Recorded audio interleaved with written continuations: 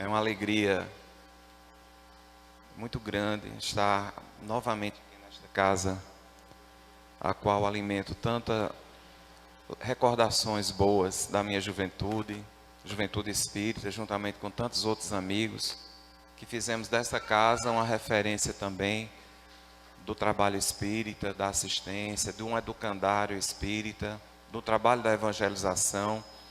E não é por acaso que uma instituição atinge 50 anos.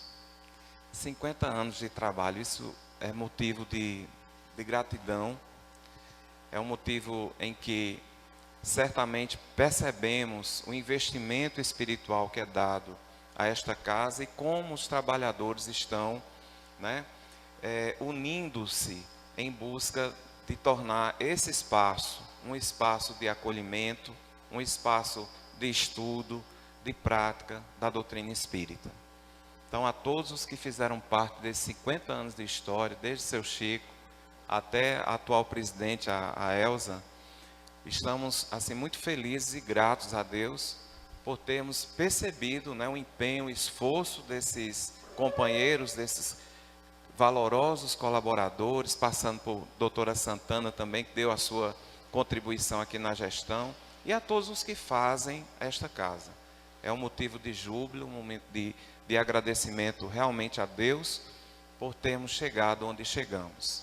Então, parabéns em nome da Federação Espírita Paraibana a esses valorosos companheiros que não desistiram, apesar de todas as dificuldades, das lutas, que certamente foram muitas, mas não desistiram, pegaram na charrua, como nos proclama o Evangelho, e seguiram, mesmo com as suas dificuldades, com as suas imperfeições, mas estão aqui.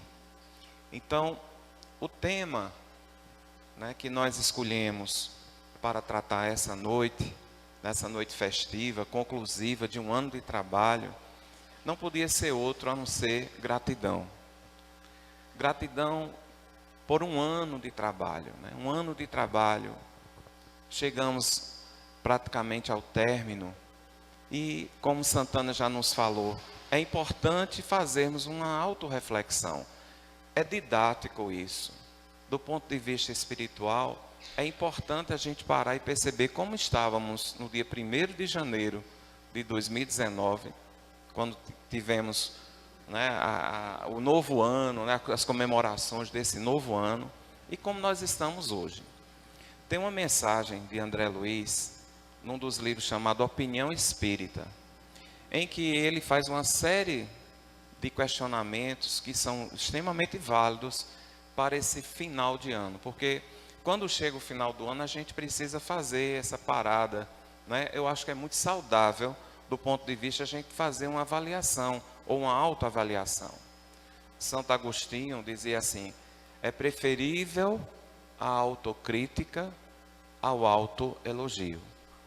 É importante que a gente faça essa autocrítica positiva, de nós mesmos, como nós estamos. Aí ele começa a dizer, a mensagem é muito interessante, mas eu vou trazer só alguns tópicos importantes. Primeiro, como está a nossa paciência? Será que a gente está mais paciente? Como está o nosso desprendimento das coisas materiais? Será que estamos ainda tão apegados? E ele fala, será que nós estamos usando mais os pronomes nós, o coletivo, e menos os individuais, o meu, o eu, colocando sempre isso? Então, a paciência, a calma, o desprendimento, como está o nosso emocional? Será que nós estamos mais tranquilos, confiantes, resolutos, firmes na nossa fé, Então, isso é um momento da avaliação. A partir daí, nós vamos fazer alguns movimentos, ou para a gente reforçar em 2020 aquilo que não foi tão bom e solidificar aquilo que a gente já conquistou, Quando eu falei paciência, eu senti assim um certo balançado assim na cabeça de vocês. Será que a paciência é o trabalho que a gente vai ter que trabalhar mais? É o sentimento? É a virtude que nós precisamos desenvolver mais em 2020? Se for, vamos focar na paciência, né? No desprendimento, enfim. Vamos procurar desenvolver mais a tolerância, a indulgência, né? A compreensão, o perdão. São tantas as coisas que a gente precisa parar. Mas o enfoque hoje que nós vamos dar é a gratidão. Nós começamos tocando uma música. E eu gostaria de começar a adentrar o tema também com uma música chamada Gratidão a Deus. É uma música que nós, o Grupo Acorde, gravou e que é de um autor paulista chamado João Cabete. Alguns de vocês eu acho que já conhecem essa canção. Eu gostaria de fazer a introdução com essa música. Tudo bem? Podemos cantar? Então pronto, vamos lá. Vou chamar aqui Ismael também para me ajudar, né? Meu atual genro, para fazer parte também da nossa participação musical.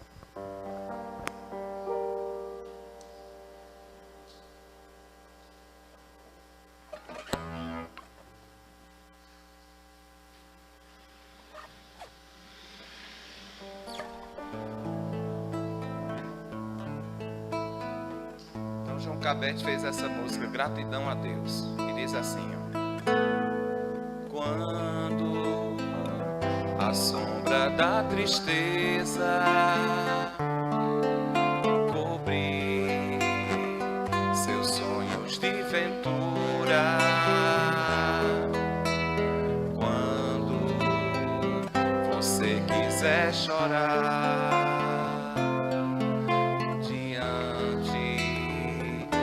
taça da amargura, quando a dor bater a porta, ferindo bem fundo o coração, quando a esperança é morta e a vida é amarga ilusão. Olhe para trás, veja quanta dor, súplicas de paz, clamando amor. Olhos sempre em trevas, mãos mendigam pão, que não falam e risos sem razão. Deixe de chorar, volte a sorrir. Você é tão feliz, volte a cantar. Faça uma prece, seja grato a Deus, Ele sempre abençoa os filhos seus, Ele sempre abençoa os filhos seus.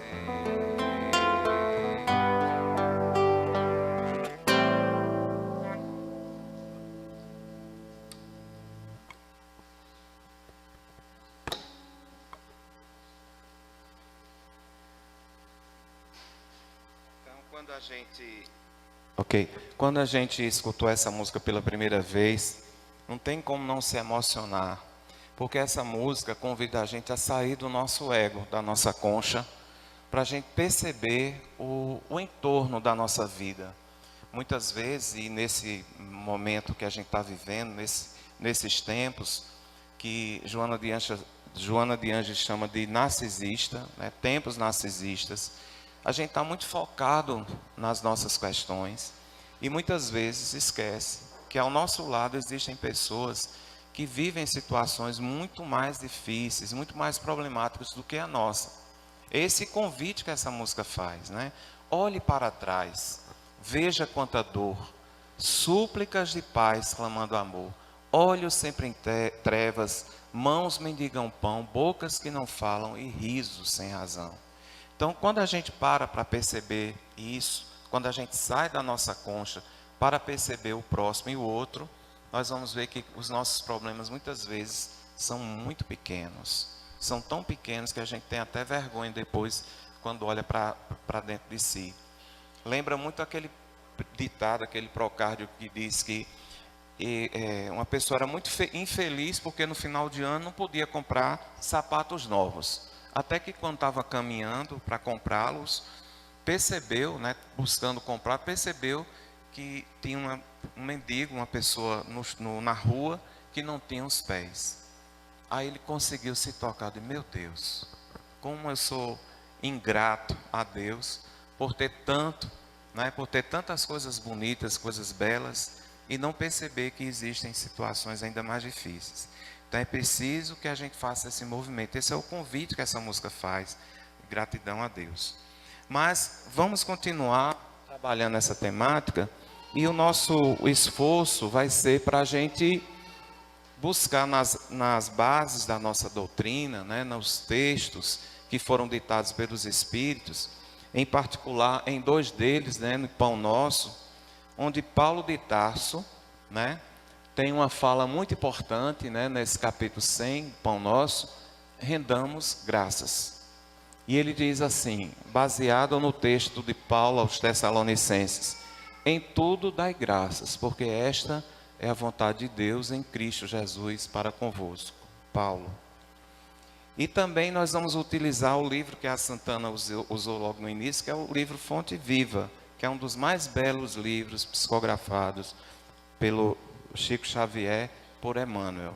Também encontramos lá o Regozijemo-nos sempre, no capítulo 102, na Fonte Viva, Paulo fala em Tessalonicenses, no capítulo 5 e no versículo 16.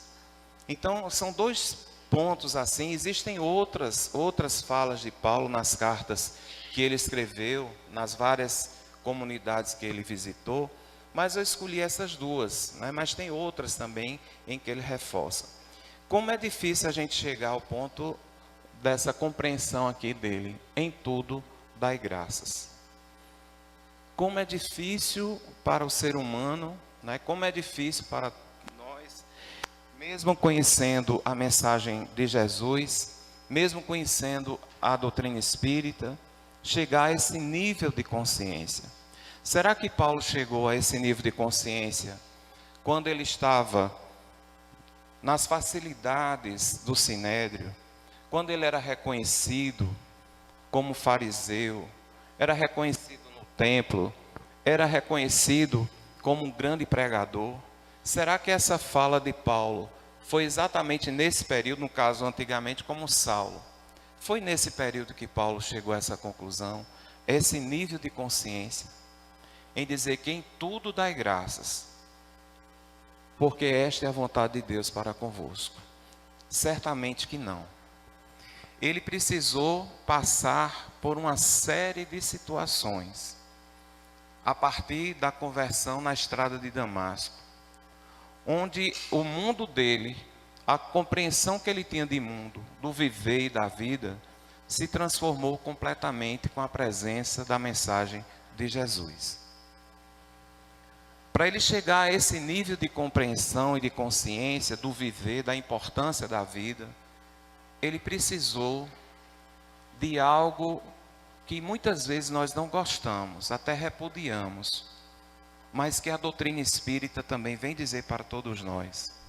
Não que sejamos masoquistas, não que queiramos a dor, não que queiramos trazer para nós o sofrimento, mas foi a bendita dor que trouxe essa compreensão para Paulo. Foi exatamente essa compreensão a partir do encontro do Cristo, desse novo movimento da vida dele, do novo significado da sua existência, que ele pôde efetivamente dizer que em tudo dai graças. Em tudo mesmo. Não foram, e essa fala, quando ele falou em tudo dai graças, nas cartas aos Tessalonicenses, segundo os estudiosos, foi a primeira carta que Paulo escreveu. Foi o início do seu verdadeiro apostolado como cristão redimido pelo Cristo. Então, nessa carta, ele estava escrevendo num momento muito difícil da vida dele. Segundo consta, com Silas, na prisão, chicoteado.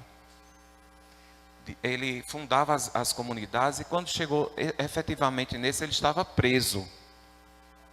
E à noite, depois de ser chicoteado, depois de ser humilhado, ele reunia os presos para fazer orações.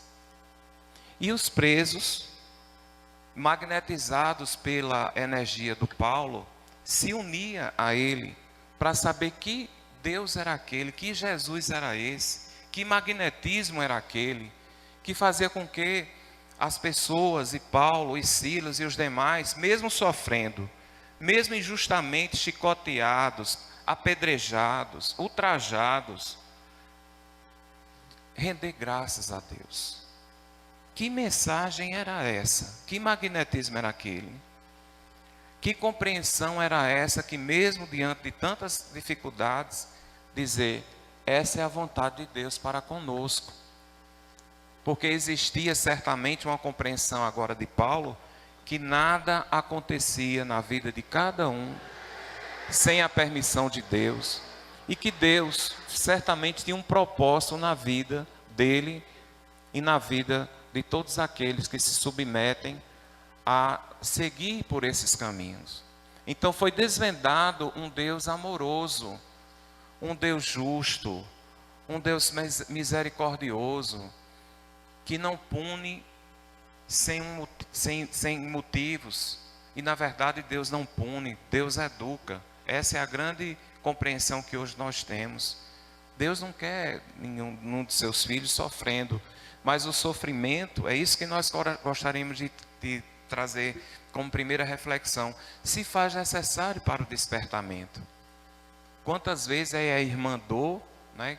Quando a gente abraça a dor no seu verdadeiro sentido, de que ela poderá realmente nos trazer compreensões diferentes da vida, da nossa existência, a gente vai realmente dizer, como Paulo, em tudo dai graças, na doença, na perda, né? Nas limitações que nós temos. E olhe, gostaria de só testemunhar para vocês algo que me encanta profundamente na minha vida profissional. Eu sou educador, eu trabalho com educação inclusiva. Eu trabalho no Instituto dos Cegos da Paraíba. Então eu trabalho com crianças cegas, pessoas que chegam lá com bem novinhas, já sem enxergar, ou que perderam a visão na adolescência, ou que perderam a visão na idade mais adiantada, e que agora estão sozinhas com elas próprias, não estão mais observando os atrativos do mundo exterior, agora é o mundo interior delas. É como se Deus permitisse a escuridão para que o mundo externo se apagasse, para que observasse agora o seu mundo interior. E isso é uma verdade inconteste. Quantos alunos e companheiros e amigos, que hoje são meus amigos, nunca, a partir dessa compreensão de que a doença, de que a cegueira é algo que veio para transformá-los e, portanto, não limitá-los. E com isso, nós vemos a superação dos limites, a capacidade de superar as suas próprias dificuldades. E isso fazem com que eles, apesar de todas as limitações, sejam pessoas felizes.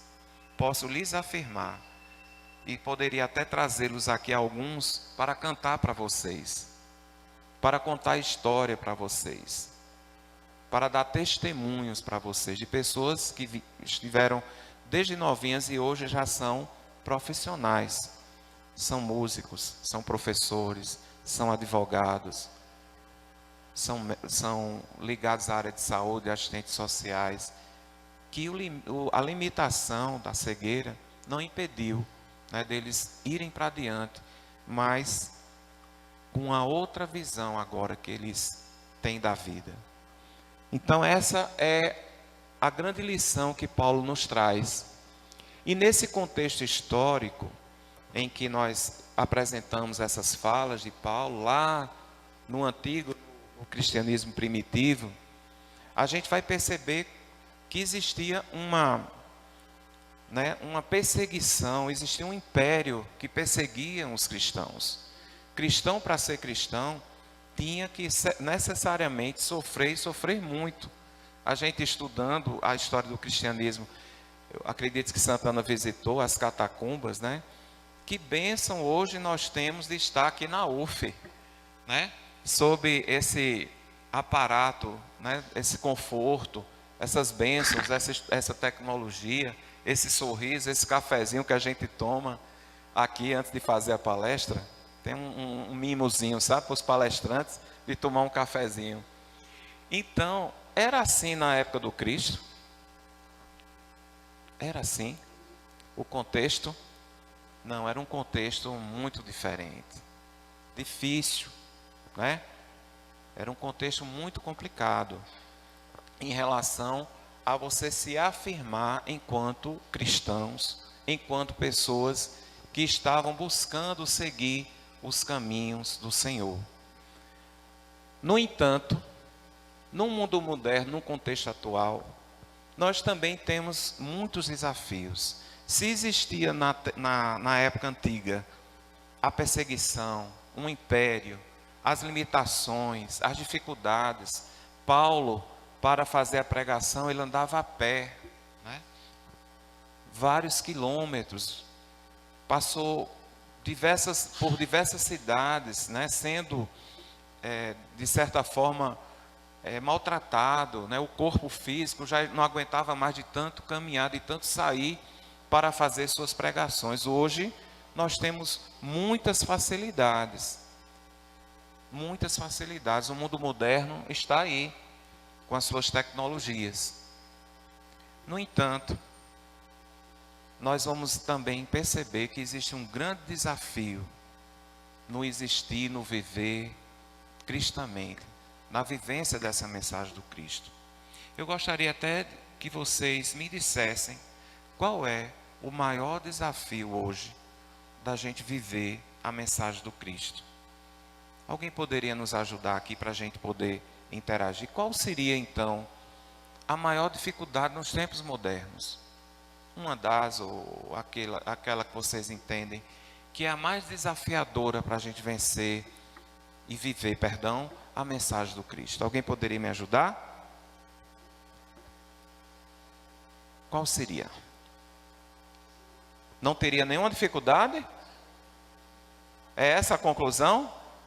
Não, né? Qual seria? Alguém poderia me ajudar? Qual seria a grande dificuldade no contexto atual da gente plenamente viver a mensagem do Cristo? Os valores, né? O perdão. É uma situação, né? Isso é uma questão de evolução moral. Essa é uma questão que desde aqueles tempos existia também essa dificuldade no perdão, nos valores. Mas nesses tempos modernos, Joana de Ângeles fala do individualismo, do egoísmo, do narcisismo. Eu não sei aqui em Campina Grande, mas para lá, para perto da praia, as pessoas estão cada vez mais conectadas com aparelhos, né? E cada vez mais se isolando das pessoas, num processo narcísico de você só se preocupar consigo mesmo, com suas questões, né? A lenda de Narciso é uma lenda que atualmente vem trazendo muitos conflitos de indiferença. Não me importa mais. Eu estou na minha casa e não quero saber o que é que está acontecendo com meu irmão no outro quarto. Não quero saber o que é que está acontecendo com meus pais. Eu não quero saber porque eu estou conectado com o meu mundo. o meu mundo e nada mais, como diz aquela música do Guilherme Arantes. Essa questão do narcisismo é um problema de grave proporção e impede-nos, exatamente no tema central que a gente vai estar abordando, da gente ter essa sensibilidade, porque só é grato aquele que é sensível, é aquele que compreende as pequenas coisas, nos pequenos prazeres, algo de satisfação. O individual, as coisas modernas hoje mudam com tanta frequência que hoje dificilmente a gente vê pessoas caminhando num parque e apreciando, meditando nas coisas simples, no cantar de um pássaro, no observar de uma flor. A maioria das pessoas, como é que hoje estão caminhando? É com um fone, não é verdade? E às vezes tem uns pássaros cantando. Lá na praia, eu gosto de fazer minhas caminhadas lá, e eu fico pressionado, você na beira da praia, com a onda batendo na sua perna, é algo muito prazeroso, né? Você sentir a onda, você caminhando com os pés molhados, ouvindo o barulho da onda, e você com um fone de ouvido. Ou então falando no celular, em plena praia, em pleno mar. Olha que coisa. Os prazeres mais simples estão sendo substituídos por uma tecnologia que nos isola completamente das verdadeiros valores, das coisas simples, de tomar um café com o outro, né? De conversar, de bater um papo, sem fone, sem celular, olhando no olho. A gente está perdendo esses prazeres na atualidade, prazeres simples, de dar um abraço, né? De sorrir, de botar a conversa para fora, né? Aquelas velhas conversas que a gente tinha de colocar as cadeiras para o lado de fora da casa, bater um papo, ou visitar um companheiro e conversar fraternalmente. Coisas simples, né? Coisas simples da vida. O mundo moderno, esse narcisismo, esse hedonismo, né? Esse individualismo está nos afastando um do outro. E talvez esse, na minha opinião, está sendo o grande problema, o grande desafio da atualidade. Se antigamente tinha um império, tinha uma perseguição, hoje não existe mais isso, mas existe esse grande problema. E a nossa referência, Jesus, que é o grande modelo, o nosso modelo e guia, nos propõe que amemos-nos uns aos outros, né? Que busquemos ouvi-los, busquemos compartilhar uns com os outros. Eu estava, certa feita, eu tenho uma amiga, eu acredito que alguns de vocês conhecem, que é a irmã Aila, que é uma freira, né? E a gente trocando umas ideias lá no WhatsApp e conversando com ela, que ela mora em Fortaleza, né? E ela disse uma coisa assim que me chamou de, puxa vida, uma freira disse, por favor, eu estou passando por uns problemas e gostaria muito que os irmãos orassem por mim. Orem por mim que eu estou precisando de oração. Eu achei aquilo tão bacana, porque orar por uma freira, eu nunca tinha orado por uma, porque freira eu penso que ora tanto que nem precisa de oração, né, Rocha? É tanta oração que eu digo, será que eu... Mas eu achei aquele gesto tão bonito, uma freira pedindo, ore por mim. Olha que coisa mais singela, mais bacana, não é? Que humildade, né? Ore por mim, eu estou passando por um problema. Isso é simplicidade de coração. Não podemos perder isso. E Joana de Angelis, no livro Atitudes Renovadas, fala nesse antropocentrismo, né, que está existindo uma sociedade antropocêntrica. Que a gente está vivendo muito esse isolamento uns dos outros. Então, o cristão, por natureza, ele vive em igrejas, né, em comunidades. É preciso também, que eu acho aqui muito bacana, né, a presença marcante de vocês, tirar esse dia para a gente estar junto, vibrar junto, orar junto, cantar junto, saborear o cafezinho juntos, né? Conversarmos, isso é muito importante. Isso é cristianismo. Cristianismo não pode entendermos um cristianismo isolado com pessoas isoladas. Pessoas que não se falam, pessoas que não se gostam, pessoas que não se abraçam, pessoas que não trocam energias, cumplicidades. Isso não é cristianismo. Então precisamos realmente estar juntos, né? Pedir no momento de dificuldade, ore por mim. Eu estou passando por dificuldades. Quem é que não passa? Quem é que não tem dificuldades na vida, né? E a gente tem a humildade de dizer, ora por mim. Então, no livro Fonte Viva, o próprio Emmanuel vai dizer o seguinte, que a fala, quando ele fala, rejubilai-vos, né? Sempre, estarmos sempre felizes, rejubilados, né? Regozijai-vos, que é alegrai-vos, quer dizer sempre. Ele está dizendo, né, nessa mensagem, que a gente não deve só sentir alegria nos dias felizes. Olha só, não só nos dias felizes, mas também ressignificando os dias de tormento. Eu passei, Santana, 6 dias antes de vir para cá, internado.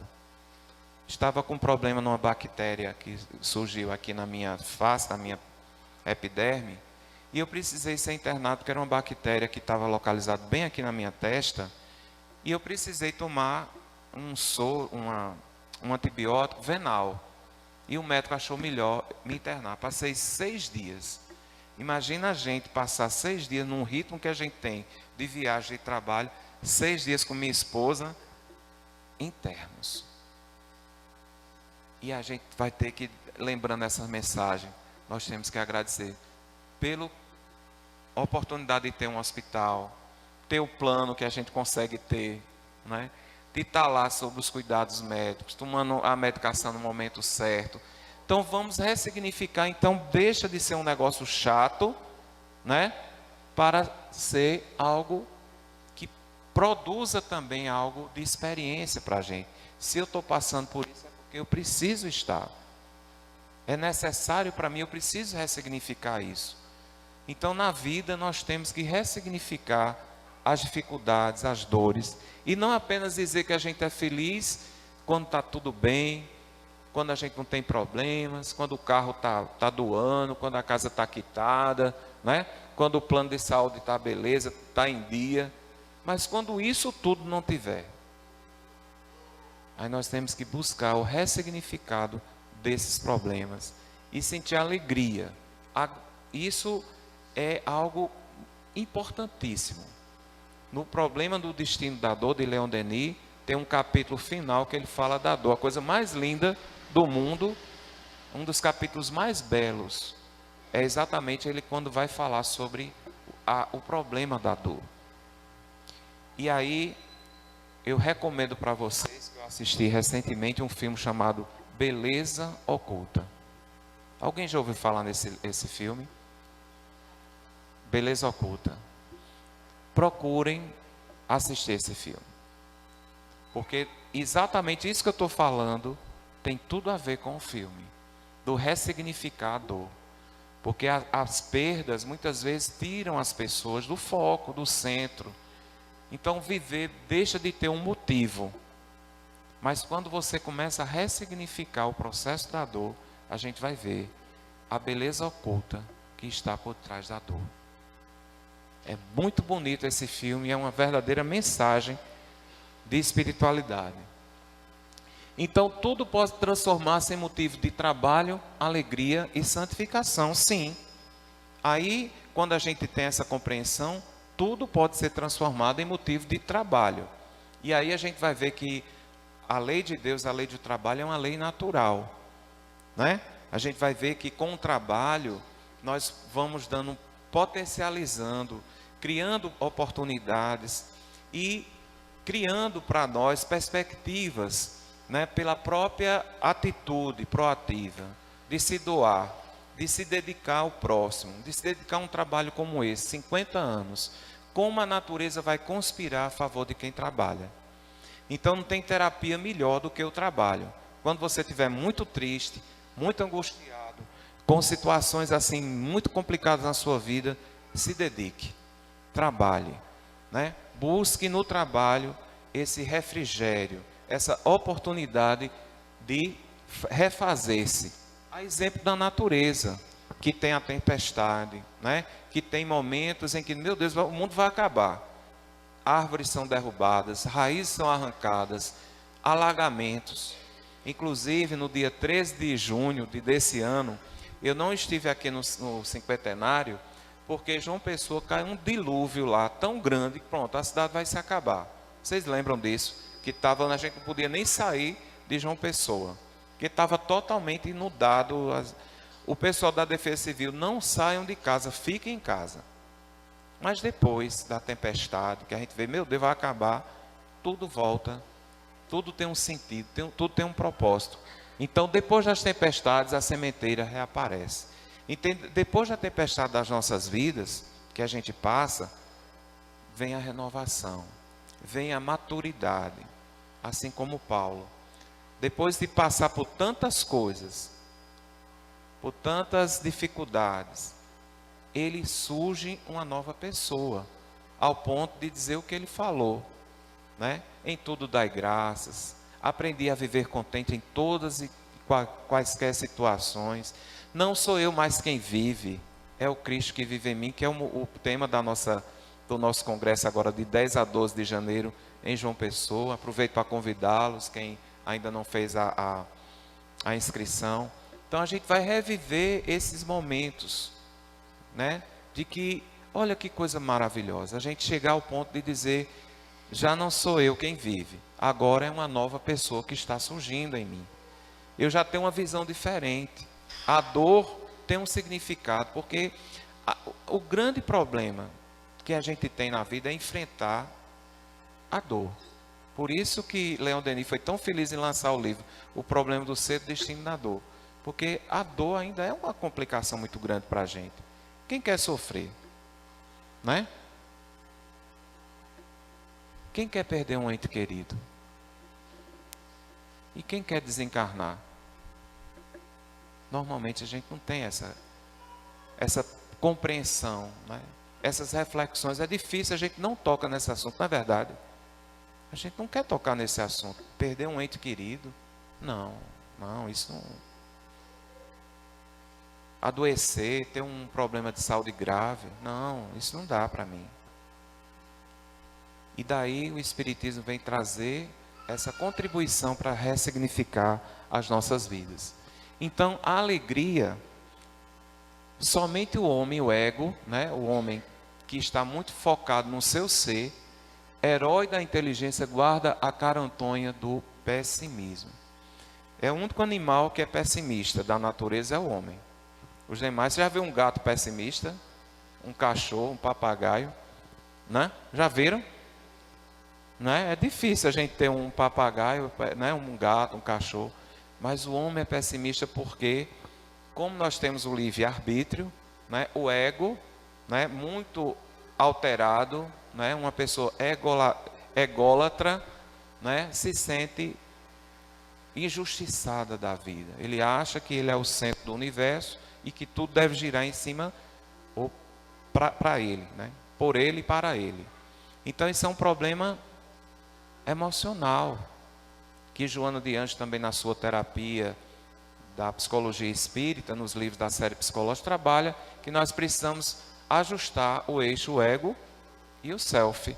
O self é o espírito, né? Que devemos ter atenção, né, ao espírito, que é o imortal, é o ser imortal, o ser inteligente, que é imortal. No entanto, o ego, né, que é responsável pela nossa vida, pela gerência da nossa vida, também deve ter seu papel, no entanto, limitado. Quem deve prevalecer na visão espírita, na visão cristã, deve ser o self. Ou seja, os valores espirituais devem sobressair, ou estar acima dos valores temporais e efêmeros. e santificação. Tudo pode ser santificado, né? Convites à edificação em toda parte. Ninguém é tão infeliz. Olha que frase linda de Emmanuel. Ninguém é tão infeliz que não possa produzir alguns pensamentos de bondade. Podemos, mesmo nas nossas dificuldades, podemos produzir pensamentos de bondade. E nem tão pobre que não possa distribuir alguns sorrisos e boas palavras. Então isso não depende de coisas materiais. Um sorriso, um abraço, uma atenção, uma oração, né? Uma atenção, todos nós podemos produzir, independente das nossas condições. E aí, já nos conduzindo para o final, essas frases que eu retirei do livro Atitudes Renovadas, de Joana de Ângeles, ela diz assim: dizem que o sentido do amor desapareceu por falta de correspondência, por traição e infâmia, por falta de utilidade. Aí ela diz: isso não é verdade. Não é verdade porque o amor é dinâmico e produtivo. Caso alguém o desrespeite ou lhe traia a confiança, ele permanece intocável, à semelhança da luz solar que beija o pântano e a pétala da rosa, mantendo-se integral e inatingível. Porque o amor é uma lei. O amor está presente na vida de cada um. Deus é amor. E o amor nunca será superado. Nunca imaginemos que o amor será um dia superado por essa indiferença, por esse narcisismo. Porque corações que se despertam, que buscam esse despertar, farão com que ele sobreviva, ele mostre o seu próprio dinamismo. E Allan Kardec, na codificação, na questão 937, pergunta o seguinte: para o homem de coração, as decepções oriundas da gratidão e da fragilidade dos laços de amizade não serão uma fonte de amarguras? Ou seja, nós somos pessoas, né, sensíveis, fazemos o bem, tratamos bem as pessoas, fazemos tudo o que é possível. No entanto, isso, né, essa indiferença, essa ingratidão, não faz com que a gente seque, né, que fique um pouco, né, se transforme numa fonte de amarguras. Aí os espíritos respondem: sim, no entanto tem uma vírgula. Isso causa, de fato, algo muito desagradável dentro da gente. Mas essa vírgula aqui é muito importante. Sim, vírgula. Deveis lastimar os ingratos e os infiéis. Serão muito mais infelizes do que vós. Lastimar os infiéis, os ingratos. Ter dó, como Cristo disse na cruz: Pai, perdoa, porque eles não sabem o que fazem. A ingratidão é filha do egoísmo. É filha do ego, doentio, né? Do ego que adoeceu. O egoísta topará mais tarde com corações insensíveis. E isso será de forma em que ele vai se tocar de fato e receber de volta aquilo, aquela indiferença, aquela ingratidão que ele praticou. A ingratidão é uma prova para a vossa perseverança na prática do bem. A ingratidão é uma prova para a perseverança. Então, quanto mais recebermos a ingratidão, a indiferença das pessoas, vamos ressignificar isso. É uma prova para continuarmos trabalhando, efetivando o amor, fazendo mais ainda, e não ficarmos frios e indiferentes. É um teste, é uma prova para a nossa perseverança em sermos gratos. E por fim, vou contar duas histórias. Essa primeira, do menino e o carneiro, que se transformou no Dr. Eduardo Bayer em Boston. Foi uma história contada por Divaldo Franco.